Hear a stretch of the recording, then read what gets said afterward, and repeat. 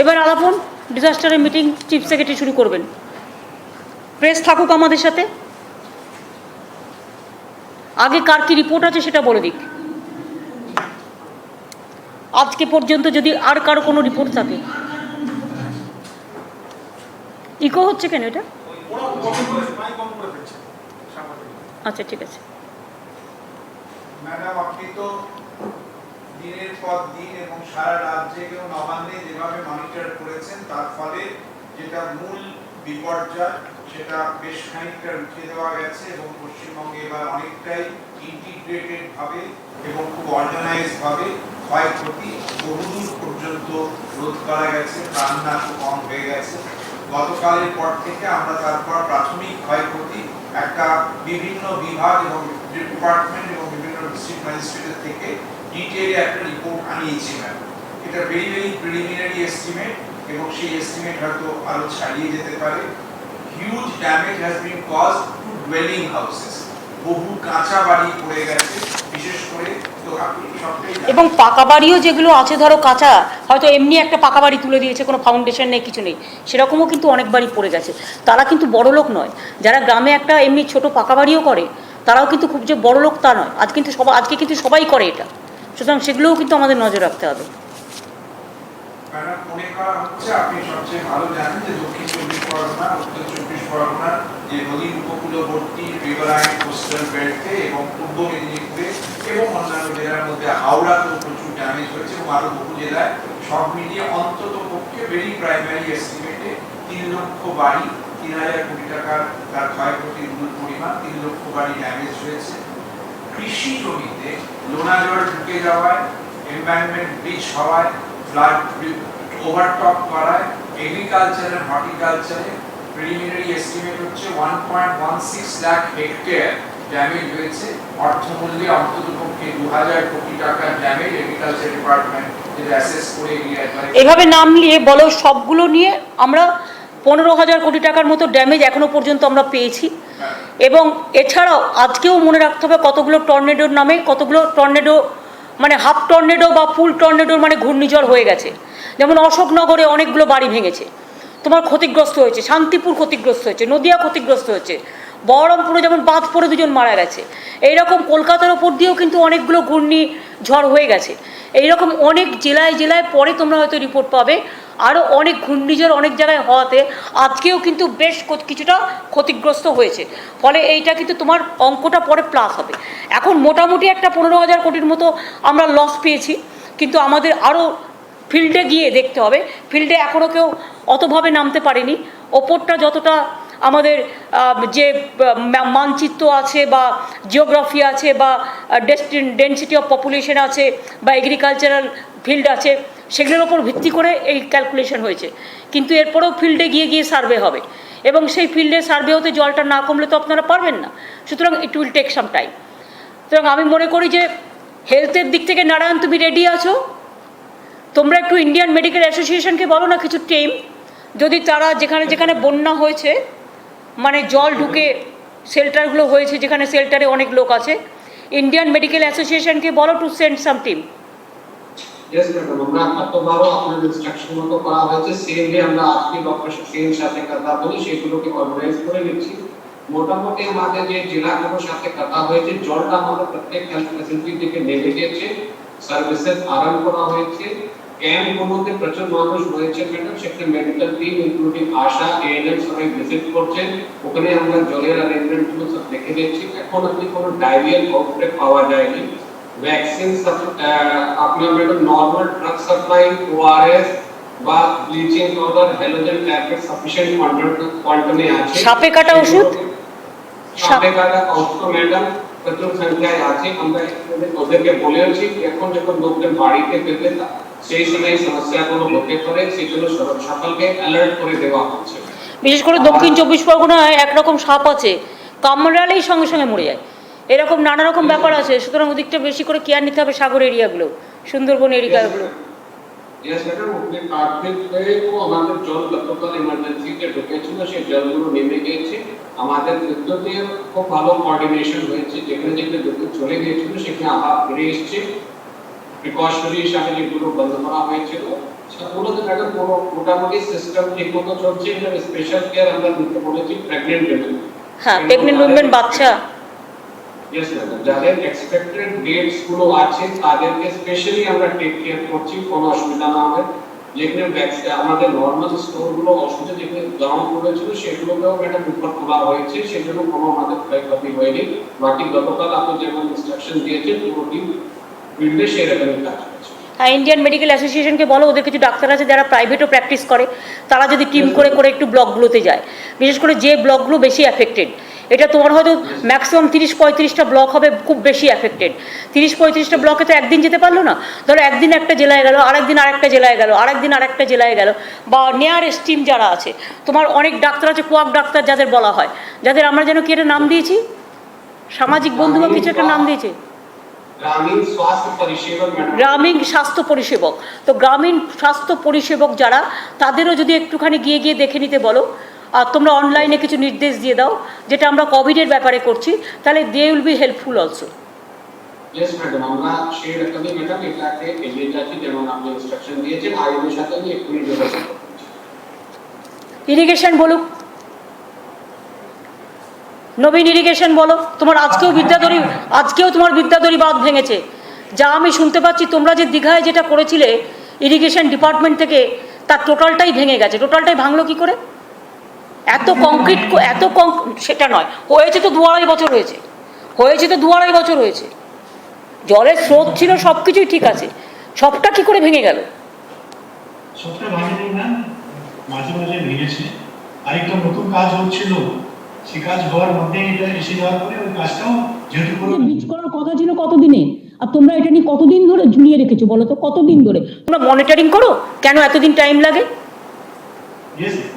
না, নো, আমি নিজে দেখেছি, আমি বারবার, আমার 10 বার ঘোরা হয়ে গেল, তো আমি দেখতেই পাচ্ছি না কমপ্লিট হচ্ছে। প্রতিবারই বলছে হচ্ছে হচ্ছে হচ্ছে হচ্ছে। কে করছে? না তো ইরিগেশন করছে।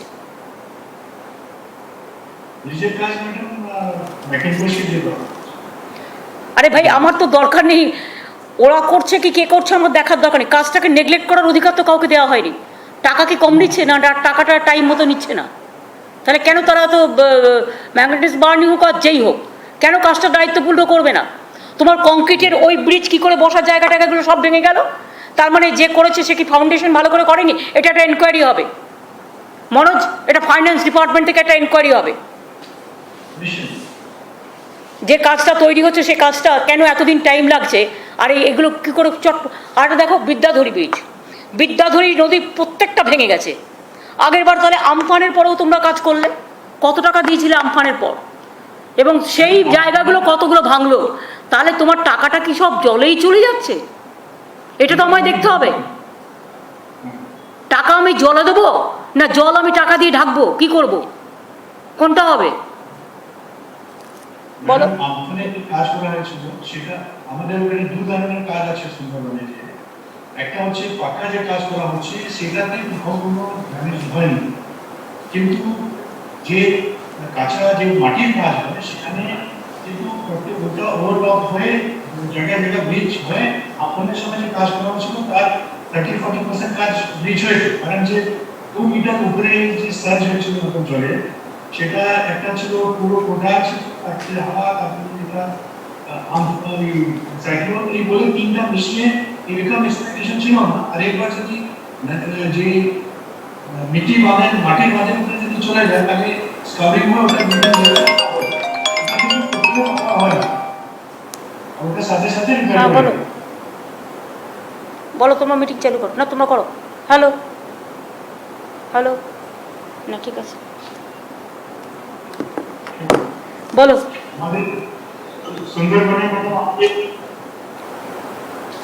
দেখো তো, আমি ফাইন্যান্স মিনিস্ট্রিকে বলবো যে প্লিজ টেক কেয়ার। তোমরা দেখো আমফানে কোন কোন জায়গাগুলো সারানো হয়েছিল এবং তার মধ্যে কত পার্সেন্ট ভেঙে গেছে, কেন ভাঙলো? তাহলে সে যখন জানে জলের স্রোত আসলে আবার ভেঙে যাবে, তাহলে সেই কাজ আমি কেন করলাম?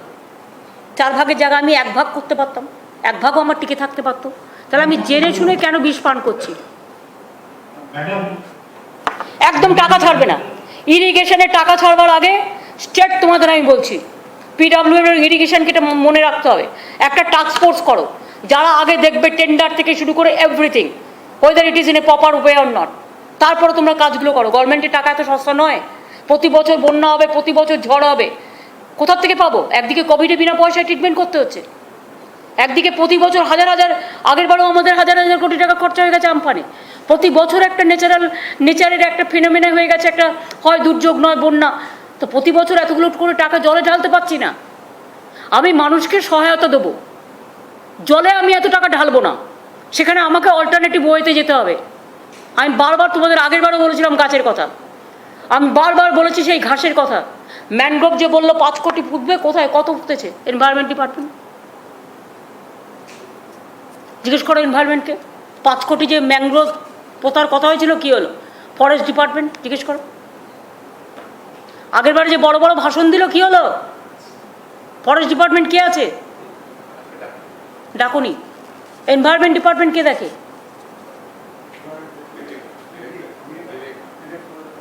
বিবেক কি আছে এখানে?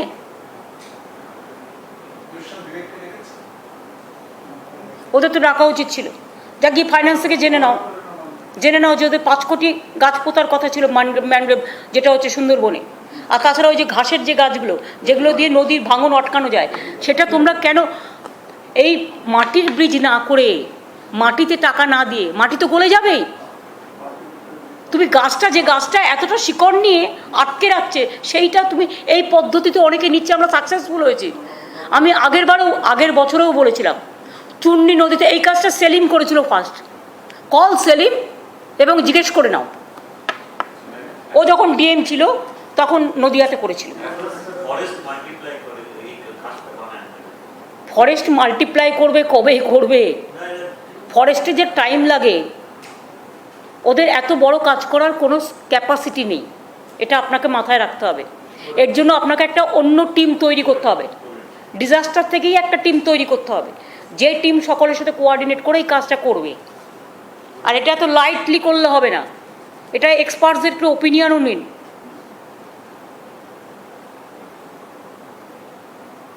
কলকাতা কর্পোরেশন ঠিক আছে বিনোদ?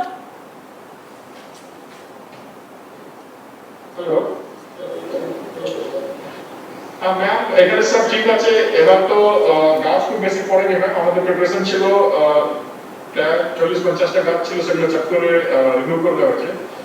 এখন ম্যাম বৃষ্টি খুব জোরে হচ্ছে, আর ওইদিকে হাই টাইড আছে ম্যাম, বলে পঞ্চায়েত করে গেছে। কিছু কিছু জায়গা আমরা ওয়াটার লগিং এর কমপ্লেন পেয়েছি, but very next 2 hour ma'am এই জলগুলো নেমে যাবে। 2 ঘন্টার মধ্যে নেমে যাবে, তারপরে যদি না নামে আজকে রাত্রিও মনে হয় হাই টাইড হবে নাকি? আজকে রাত্রিও হাই টাইড হবে, রাত্রিটাও একটু নজরে রেখো। কালকে পুলিশ একটু নজরে রেখেছিল, আজকের দিনটাও কিন্তু নজরে রাখতে হবে। একেতে জল হচ্ছে, তারপরে ঘূর্ণিঝড়, তারপরে হাই টাইড, আজকে রাত্রেও এটা থাকবে। সুতরাং এটা একটু দেখে রাখতে হবে আজকের দিনটা পর্যন্ত। আর যে সব রাস্তাগুলো ওয়াটার লগিং থাকবে, সেগুলো পাম্প সেট দিয়ে বা যেমন করে জলটা যে পাস করার জায়গাও তো নেই, সুতরাং সেগুলোকে নজর রাখতে হবে যে আফটার 2 আওয়ার্স 3 আওয়ার্স যাতে জলটা নেমে যায় সেটা দেখতে হবে। আর বৈদ্যুতিক যাতে কোনো রকম জলের সাথে কানেক্টেড না হয়, সেটাও গতকাল যেভাবে নজর দেওয়া হয়েছিল লক্ষ্য রাখা হবে। এনডিসিএস এর সঙ্গে আমরা নিরন্তর প্রতি ঘন্টায় কথা বলছি ম্যাম, ওরা খুব হেল্প করছে। আচ্ছা, থ্যাংক ইউ। হ্যাঁ, সবাই মিলে হেল্প করছে, আমাদের পাওয়ার ডিপার্টমেন্টও আছে, সবাই একসাথে কাজ করছে। সুরেশ, তোমাদের সব ঠিক আছে? পাওয়ার সেক্রেটারি সুরেশ, নো রেসপন্স, নেই মনে হয়। সুরেশ না, এখন হয়তো নেই, ও ঘরটা খালি। ঠিক আছে, মিস্টার এমবি রাও, আপনার পঞ্চায়েত সব ঠিক আছে? নমস্কার ম্যাডাম। হ্যাঁ বলুন। ওখানে প্রচুর রাস্তা ভেঙে গেছে ম্যাডাম, এখনো অনেক রাস্তা জলের তলে আছে, সেজন্য যা এস্টিমেট আমরা বলেছি এটা খুব কম, এটা আরো বাড়বে ম্যাডাম। বাড়বে, কিন্তু তা আগে থেকে বেশি বলতে পারেন, কারণ এখন থেকে কম বলছেন, পরে বেশি চাইলে পাবো কোত্থেকে? আপনি একটা কাজ করুন, আপনার যে পথশ্রী যে প্রজেক্ট চলছে, তাতে আপনারা 46,000 কিলোমিটার রাস্তা করছেন, সেই রাস্তার মধ্যে এই রাস্তাগুলোকেও নিয়ে নিন। 46,000-এর জায়গায় দরকার হলে 50,000 হবে, কিন্তু আপনারা এই রাস্তাগুলোকে তার সাথে নিয়ে নিন। আর একটা হচ্ছে, সাদা পাথর ব্যবহার করবেন না দয়া করে। নর্থ বেঙ্গলে যেটা করে, তিস্তার সাদা পাথর নিয়ে আর রাস্তাগুলো ফটাফট ভেঙে যায়, এটা করবেন না। Yes. ব্ল্যাক স্টোন, যেটা Yes, sir. স্ট্রং স্টোন ব্যবহার করুন, যাতে রাস্তাগুলো ভেঙে না যায়। Yes, ma'am. Yes, ma'am. যতটুকু করবেন ভালো করে করব, যাতে নিশ্চয়ই। 1 বছরে ভেঙে না যায়। আর রাস্তা আমি বলে দিয়েছি 3 বছর গ্যারেন্টি থাকবে। যদি জলে টলেও ভেঙে যায়, যে কোম্পানি করবে সেই কোম্পানিকে 3 বছর মেনটেনেন্স করতে হবে। Yes, ma'am. সেটা আপনারা দেখছেন কি দেখছেন না? Ma'am, যে রাস্তাটা ধরুন আগের বার আমি আমফানের রাস্তা করলাম, টাকা দিলাম, এবার রাস্তাটা ভেঙে গেল, তা সেই কোম্পানির দায়িত্ব তো রাস্তাটা তৈরি করবার, এবার আমার দায়িত্ব নয়। ইন্স্যুরেন্স কেন করে লোকে? Yes, ma'am. টেন্ডারে একটা ক্লাস ইনক্লুড করা হয়েছে আপনার নির্দেশে ম্যাডাম, এখন ওগুলোই চলছে। তাহলে এটার মধ্যেই ওটা থাকছে। তাহলে ওদের বলো এই রাস্তাগুলো করে দিতে। Yes, ma'am. তা নাহলে তো আমরা ওদের কাছে করব, আমরা ওদের কাছ থেকে বলবো যে তাহলে আমাকে দাও। Yes, ma'am. আপনার শেষ নিতে হবে। ন্যাচারালি ও না করতে পারলে আমায় কম্পেনসেশন দেবে না, আমি করে দেবো। Either he has to do, otherwise গভর্নমেন্টকে করতে পারবে। গভর্নমেন্টের যে ক্লজ আছে অলরেডি 3 বছর পর্যন্ত রাস্তা সামলাবে, সুতরাং 3 বছর পর্যন্ত দেখতে হবে। তোমরা শুধু মনিটরিংটা করতে দাও। Mister Rao, you are busy, too much busy for this cooperative department and this department. তুমি একটা অফিসার কাউকে দাও, নোডাল অফিসার, যে রাস্তাগুলোকে কোঅর্ডিনেট করবে, পথশ্রীটাকে, আর পথশ্রীর মধ্যে এগুলোকে ঢোকাবে। একটা লাইন বলতাম ম্যাডাম। বলো। আমরা 227টা আমরা টিম অলরেডি এই দুর্যোগের আগে আমরা রেডি করে বসে আছি, অলরেডি কাজে নেমেছে ম্যাডাম। এটা আমরা কোনো অসুবিধা হবে না। জল নামলে আরো যেগুলো ভেঙে গেছে আমরা ঠিক করতে পারবো। ঠিক আছে, ওকে, থ্যাংক ইউ, ভালো থেকো, শরীরের যত্ন নিও। তোমার শরীর ঠিক আছে তো এখন? হ্যাঁ, এখন ভালো আছে, থ্যাংক ইউ। Thank you. আর কি আছে আর এখন? সুরেশকে এগ্রিকালচার তো মিনা আছি। হ্যাঁ, আমরা আপনি যেরকম কালকে বললেন, আজকে আমি ভাবছি জয়ন্তী ওই জেলাগুলোর সঙ্গে কথা বললাম জল বের করার জন্য। সব জায়গায় যখন জল ফেরার জায়গা নেই, সব পৌঁছে দিয়েছে। কালকে থেকে যেখান থেকে তুমি প্রদীপদাকে একটু কনসাল্ট করে, ওরা জানে। এক হচ্ছে তুমি জল সাফ করে দাও, পাম্প দিয়ে বের করে দাও। আর 2 হচ্ছে স্বর্ণধান, যেটা আমরা লবণাক্ত জলে, লবণাক্ত মাছে আমরা কাজে লাগাচ্ছি, যাতে আমার লোকসান না হয়। মেনলি বাঁধানোর জল আছে না, তেলে আছে, ওটা আমরা আজকে পানের বরফ থেকে শুরু করে সব নষ্ট হয়ে গেছে। ওখানে কি নন্দিনী আছে? ওটা কি নন্দিনী না রোশনি? অন্তরা আছে। কেএমডিএ তোমাদের কিছু রিয়াকশন হয়েছে অন্তরা? ম্যাম, আমাদের কেএমডিএ থেকে আমরা পুরোপুরি প্রস্তুত আছি। এতক্ষণ কোনো মেজর প্রবলেম হয়নি। আমাদের এখানে যত ওয়াটার সাপ্লাই সিস্টেম আমরা 18টা ডব্লিউপিপি আর বিভিন্ন কলকাতার পাশে ওয়াটার লগিং দেওয়া হয়। আমরা সেটাতে কনস্ট্যান্টলি নজর দিয়ে জল সাপ্লাই প্রকল্প, সেটাতে কনস্ট্যান্টলি নজর mechanical road and Bridges half kilometre খালি রাখা। এই অ্যাক্টিভিটিস কন্টিনিউয়াসলি চলছে, কোথাও থেকে কোনো সমস্যার খবর নেই এখন অবধি। আলাপন, তোমার কাছে কিছু খবর আছে? দিবেদি, তোমার কাছে কোনো খবর আছে? ফিশারিজের একটু ক্ষতি হয়েছে আর কি। ফিশারিজ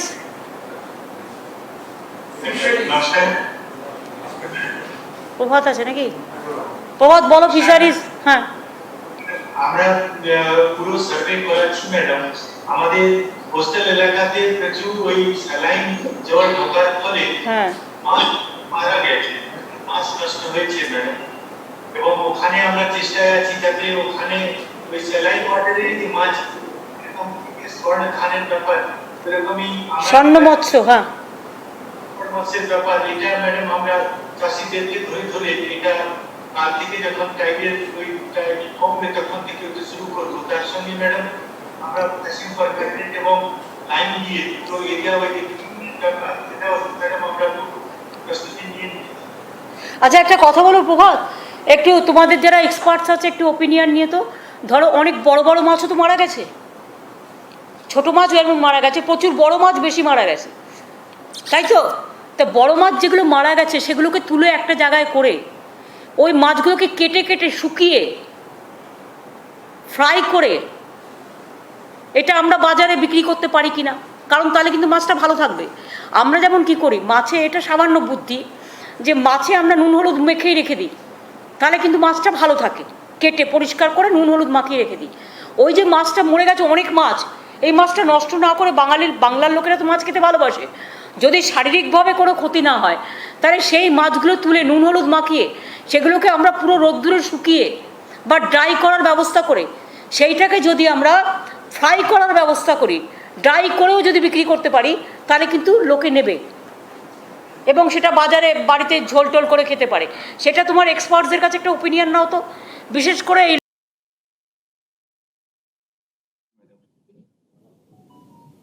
একটু দেখে নিও কে আছে আলপনা।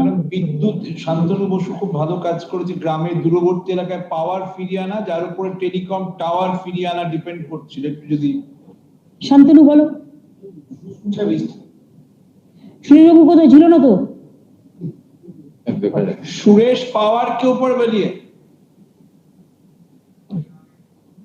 পাওয়ার ফিরিয়ে আনা, যার উপর টেলিকম টাওয়ার ফিরিয়ে আনা ডিপেন্ড করছে। শান্তনু বলো।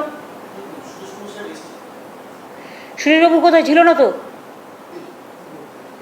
সুরেশ পাওয়ার के ऊपर बोलिए।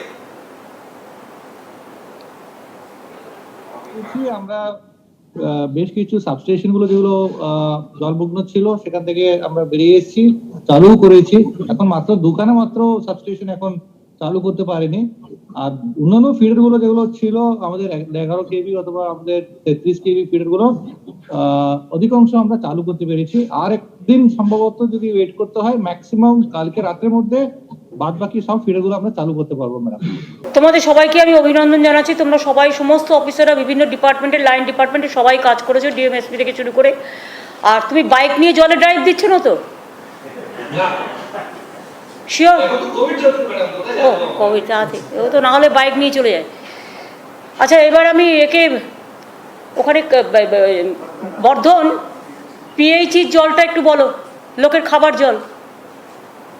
ম্যাম আমাদের ম্যাম ওই তিনটে মেন জেলা ম্যাম যেটা প্রবলেম হয়েছে, ইস্ট মেদিনীপুর, সাউথ চব্বিশ পরগনা, নর্থে, ম্যাডাম আমাদের 436টা স্কিম আছে ম্যাম, সবগুলো ম্যাম কাজ করছে। টেম্পোরারি ম্যাম কিছু সময়ের জন্য ইলেকট্রিসিটি ছিল না, তখন ম্যাম আমরা সব জায়গায় জেনসেট ম্যাম রেখেছিলাম, তাতে ম্যাম জল সাপ্লাই কোথাও প্রবলেম হয়নি। ম্যাম এগুলো ম্যাম এনটিইউ ম্যাম আমাদের আছে ম্যাম, প্রতি জেলায় ম্যাম 3-4টে করে আমরা পাঠিয়েছি। এগুলো ম্যাম প্রতি ঘন্টায় 20,000 করে পাউচ ম্যাম আমরা দিচ্ছি। ইতিমধ্যে ম্যাম 40 লাখ পাউচ আমরা মেন 4-5টা জেলায় ম্যাম সাপ্লাই করেছি। তোমার এই 4-5 দিন, তোমাকে কিন্তু আগামী 10-15 দিনও কিন্তু পাউচ দিতে হবে, তৈরি থাকো। তোমার তো মেশিন আছে, মেশিন যে ব্লকগুলোতে পুকুর টুকুরগুলো নবনাক্ত জলে ভরে গেছে, কলগুলো, সেই সব জায়গায় মেশিন রাখো পিএইচির। মেশিন থেকে জল তৈরি হবে, গ্রামের লোকেরা নিয়ে যাবে, গ্রামের লোকেরা খাবে। হ্যাঁ, যে জেলায় প্রয়োজন নেই সেই জেলা থেকে এখন তুলে নাও এমার্জেন্সি, তারপরে আবার এমার্জেন্সি হলে তখন পাঠিয়ে দেবে। হ্যাঁ, নিয়ারেস্ট ডিস্ট্রিক্ট থেকে তুলে নাও। হ্যাঁ হ্যাঁ, জলের যেন কোনো অসুবিধা না হয় দেখে রাখবে, জলের আরেক নাম জীবন, ঠিক আছে? আর এগ্রিকালচার ডিপার্টমেন্টকেও যেটা করতে হবে, বা ফরেস্ট ডিপার্টমেন্টকে বা ডিজাস্টার ডিপার্টমেন্টকে, পুকুরগুলো পরিষ্কার করে ফেলতে হবে। পুকুরের মধ্যে গাছ টাছ পড়ে পুকুরগুলো নষ্ট হয়ে যায়, পুকুরগুলো জল খেতে পারে না, গ্রামে টিউবওয়েলের জল খেতে পারে না, কারণ টিউবওয়েলের জল যে নিচ দিয়ে আসে সেখান থেকে ময়লা বেরোয়। সুতরাং ইমিডিয়েট পুকুরগুলো পরিষ্কার করতে হবে, পুকুরে পানা জমে যায়, নানা রকম পুকুরগুলো পরিষ্কার করতে হবে, গ্রামগুলো পরিষ্কার করতে হবে। যেটা আমরা আগেরবারও আমফানের সময় দেখেছিলাম, পাথর প্রতিমা, গোসাবা, সন্দেশখালী, হিঙ্গলগঞ্জ, এইসব এলাকাগুলো খুব বেশি হয়, দেখে নিতে হবে। খেজুরি কন্টাই থেকে শুরু করে ওগুলোও দেখে নিতে হবে। চিমা, সুন্দরবনের কি খবর?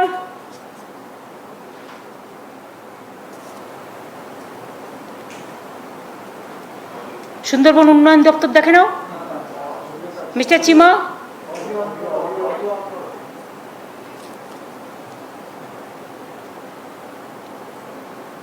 কি খবর আছে?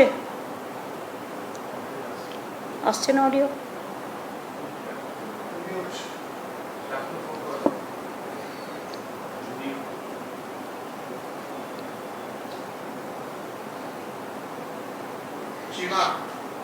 শোনা যাচ্ছে না।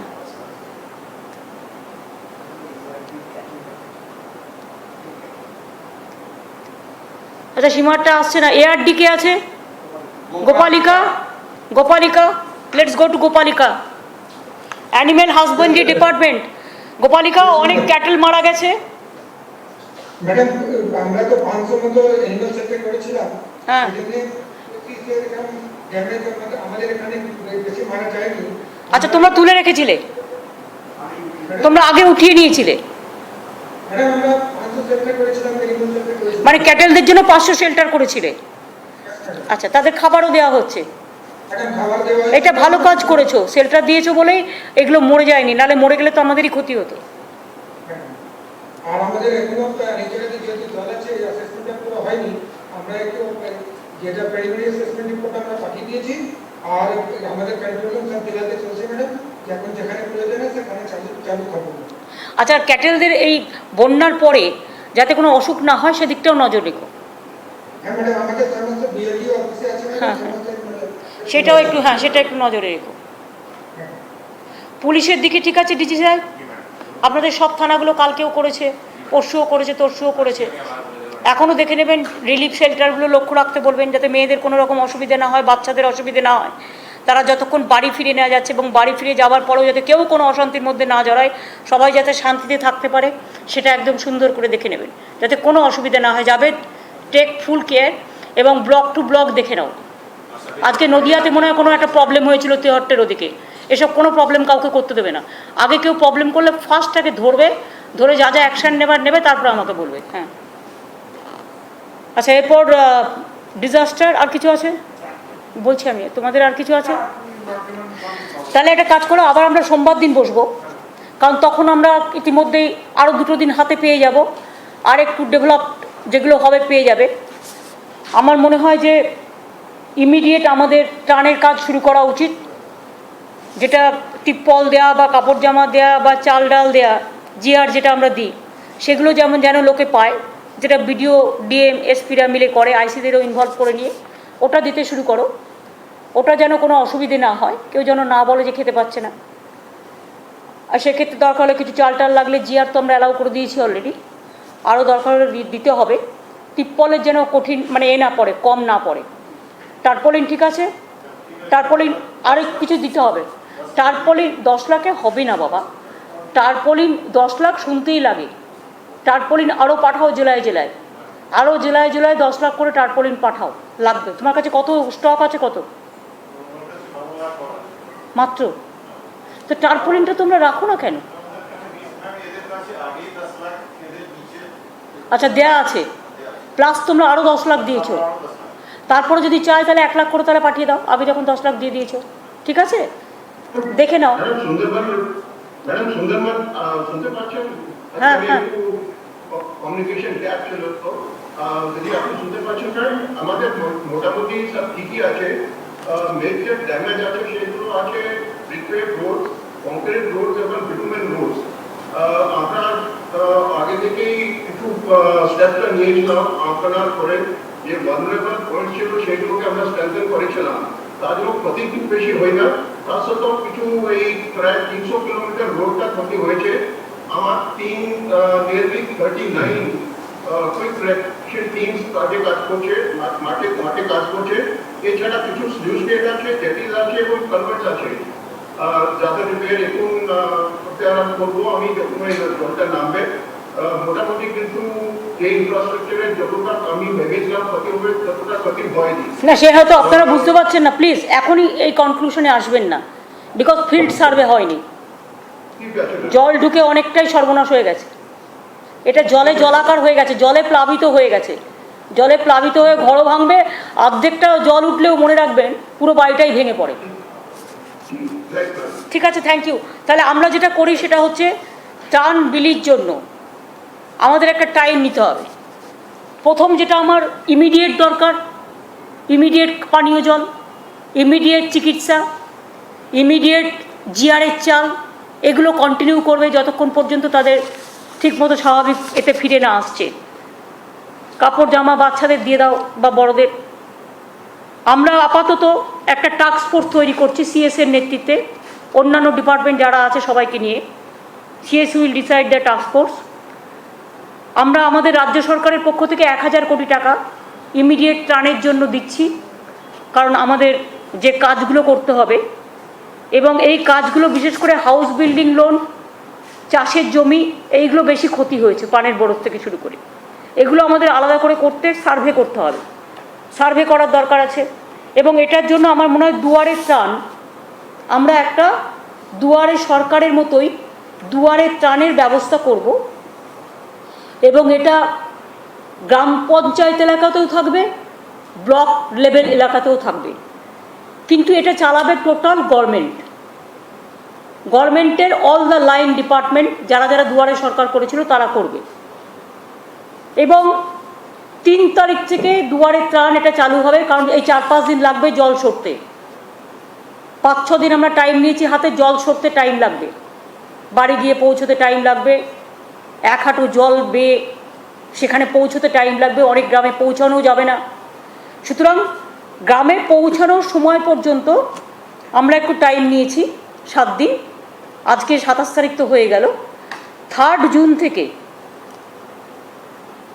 আমরা 18 জুন পর্যন্ত 15 দিন কার কি ক্ষতি হয়েছে বাড়িয়ে বাড়িয়ে বললে হবে না, এনকোয়ারি হবে, কিন্তু কারো কথায় কোনো ত্রাণ বন্টন হবে না। আপনারা ত্রাণ বন্টন যেটা আমরা বলছি, এটা যে দুয়ারে ত্রাণ, সেখানে সব অফিসাররা বসবে, যেমন দুয়ারে সরকারের সময় বসেছিল।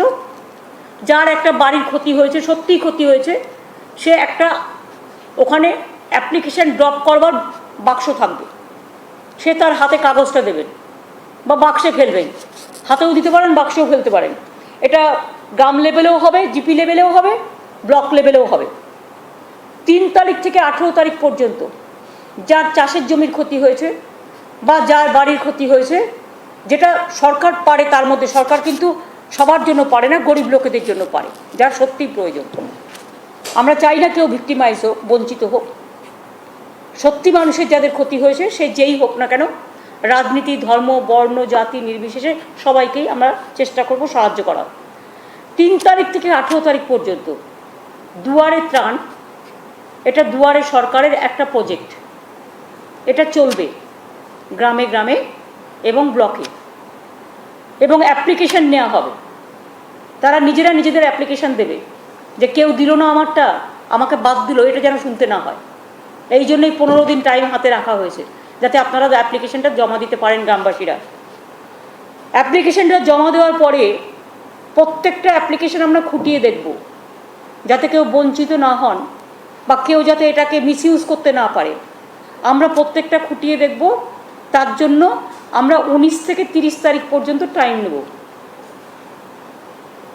19শে জুন থেকে 30শে জুন, এবং 1 জুলাই থেকে 8ই জুলাইয়ের মধ্যে আমরা এই ত্রাণগুলো ডাইরেক্ট ব্যাংকের থ্রুতে বেনিফিশিয়ারিদের কাছে, আমরা ডাইরেক্ট বেনিফিশিয়ারিদের কাছে ব্যাংকের মাধ্যমে আমরা পৌঁছে দেব।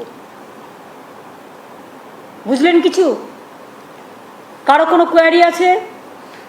3 জুন থেকে 18ই জুন দুয়ারে ত্রাণ ক্যাম্প চলবে।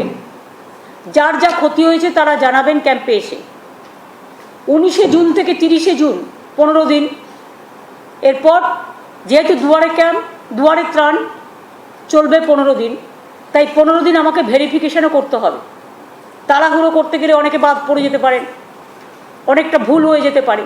তাড়াহুড়ো না করে 15টা দিন টাইম লাগবে ভেরিফিকেশন করার। আর 1 জুলাই থেকে আমরা এগুলো ডিস্ট্রিবিউশন করতে শুরু করব, যাকে যা দেওয়া হবে যতটুকু পারবো। আমাদের সরকার গরিব সরকার, কোভিড চলছে, কোভিডেও বিনা পয়সায় সব করতে হচ্ছে, এখনও করতে হচ্ছে। কাজেই ওই মায়ের দেয়া মোটা কাপড় মাথায় তুলে নেড়ে ভাই, 19 থেকে 30শে ভেরিফিকেশন করে 1 জুলাই থেকে 8ই জুলাই পর্যন্ত, 1 জুলাই থেকে 8ই জুলাই পর্যন্ত ডাইরেক্ট বেনিফিশিয়ারিদের টাকা ব্যাংকের মাধ্যমে তাদের ডাইরেক্ট পাঠিয়ে দেওয়া হবে। এই পর্যন্ত প্রোগ্রাম নেওয়া হয়েছে এবং 1000 কোটি টাকা আমরা দিচ্ছি সরকার থেকে এখন আপাতত, পরে আবার লাগলে তখন দেখে নেব।